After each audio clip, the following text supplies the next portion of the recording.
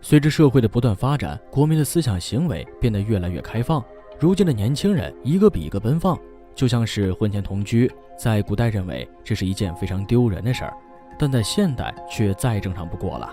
不过猫爷要说的这个地方，同居什么的简直是小巫见大巫了。为什么？因为这个国家已经开放到连房事都毫不与外人避讳的地步。具体怎么回事，跟随老司机猫爷的视线一起去看看吧。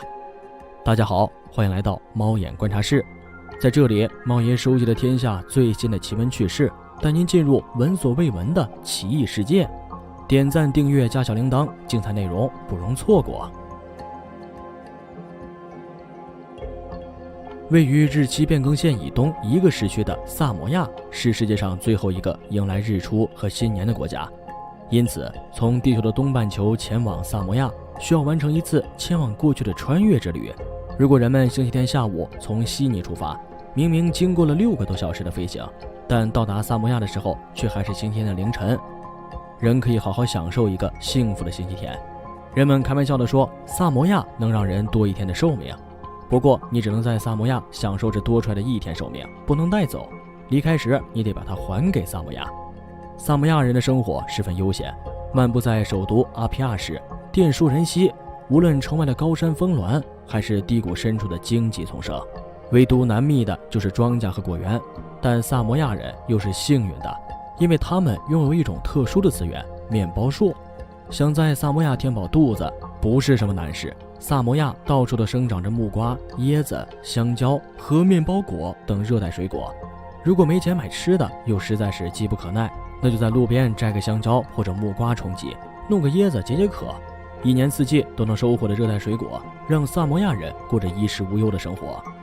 萨摩亚家家户户都种植面包树，把面包果摘下来切成片，放在炉子上烤一烤，面包的香气就扑面而来，吃起来更是香甜可口。有人开玩笑说，一个萨摩亚男人只要花1个小时种下12棵面包树，就算完成了对下一代的责任。12棵面包树结的果实足够一个人吃上1整年。不仅如此，面包树还是各种物品的原材料。用面包树做的小船是萨摩亚人最主要的交通工具，用面包树建的房子可以住上50年。萨摩亚人甚至还用树皮做绳子和各种生活用品。萨摩亚已有3000多年的历史，当地出产椰子、可可、面包果、香蕉，当地食材以芋头、香蕉、木瓜和一种树上长的面包果为主。当地人没有喝酒的习俗，招待贵客时才使用一种卡瓦酒。所谓卡瓦，就是用一种胡椒类植物的根晒干磨细加水而成的酒，喝了会有飘飘欲仙的感觉。萨摩亚以其温暖湿润的气候、繁茂的植被、洁净的空气、美丽的海滩，吸引越来越多的游客到此度假。游客既可在海边度假地游泳、晒日光浴、出海看乌龟、钓鱼，也可走进当地人的村落，体验民情民风。在萨摩亚传统习俗里，有一个重要的活动叫卡瓦仪式。卡瓦是南太地区特有的一种植物，属胡椒科，其根可制成粉末，加水溶解即可饮用，有解暑、镇静的功能。卡瓦仪式有一整套固定程序，包括给贵宾和重要人物敬卡瓦酒等，其全过程是用萨摩亚语，外国人虽然听不懂，但能充分体验萨摩亚古老的传统和文化。晚上，游客还可一边品尝佳肴，一边观看具有十足萨摩亚风味的菲亚菲亚歌舞和火把舞。由于地处热带，气候炎热潮湿，萨摩亚的很多风俗习惯都可以用气候来解释。衣着上，人们普遍穿着裙装，不见女士穿着裙装，连男士都穿拖鞋和裙子出行，而且这是萨摩亚当地的正装。警察无论男女都是穿着裙子在街上巡逻。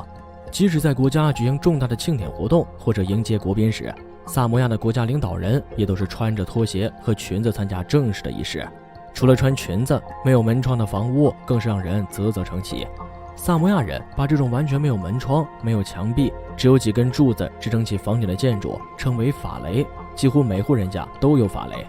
有可以容纳几十个人甚至上百人的大法雷，也有只能坐几个人的小法雷。这些法雷是萨摩亚人生活和社交的主要场所。萨摩亚人喜欢坐在没有门窗、四面通风的法雷中，一边乘凉一边聊天。如果聊得太晚或者懒得回家，就干脆在法雷里席地而睡。如果来了兴致，整上了夫妻生活，也丝毫不避讳有没有人偷看，可以说是非常香艳的原始直播现场了。若有家族纷争或者有村子的事务需要部落酋长做决定，酋长也会把人们都召集到法雷里开会聊天，以便解决问题。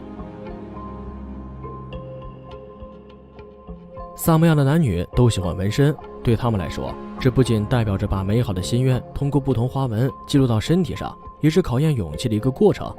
萨摩亚人相信，一个人如果能忍受纹身的痛苦，他就能面对生活的各种挑战，在任何时候都有勇气去乐观面对。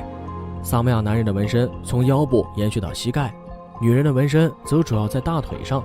纹身时，操作者会在削尖的兽骨中填满特殊颜料，再用短木锥敲击器械，将颜料刺入皮肤形成图案。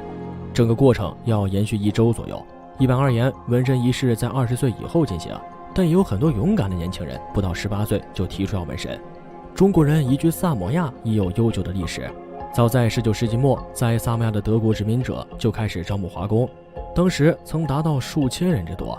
移居萨摩亚的中国人多为男性，他们与萨摩亚姑娘结婚生子，混血华裔随处可见。萨摩亚是最早与中国建交的太平洋岛国之一，自1975年建交以来，两国关系始终保持良好的发展势头。很多喜欢看好莱坞动作电影的观众，如果细心留意的话，就会发现近些年有不少动作大片都在有意或者无意地输出萨摩亚文化。从身材健硕、脾气火爆的萨摩亚人，到造型独特的图腾部落纹身，荧幕之上高频率的曝光让萨摩亚这个地区成为了旅游胜地。萨摩亚人天生体格健壮，一直被人们称之为世界上最强壮的民族。强大的身体素质也让很多萨摩亚人通过体育走了出来。在一些高强度的对抗性体育中，经常能看到一些优秀的萨摩亚人。就格斗领域而言，也有不少出色的萨摩亚拳手，电冰箱式的身材、宽厚的下巴、粗壮的脖颈，很难让人想到这群外表憨厚的壮汉在拳台之上那毁天灭地的力量。萨摩亚大铁锤之称的麦提莫、南海黑豹雷塞弗、泰森二世大卫图阿、一拳超人马克亨特等一众顶级选手均是萨摩亚人。同时，以巨石强森为代表的萨摩亚家族也占据着美国职业摔跤的半壁江山。人口只有几十万的萨摩亚，却拥有如此多的世界一流格斗高手，而且美属萨摩亚的成年男子还是美军中最优良士兵的资源所在，怪不得有人称萨摩亚人为世界上最强壮的民族。好了，今天的节目猫爷就先讲到这儿了。各位老司机们是更喜欢萨摩亚的自然风光呢，还是他们的夜生活呢？欢迎在视频下方留言告诉猫爷，您的点赞订阅是对猫爷最大的支持。那我们下期节目不见不散。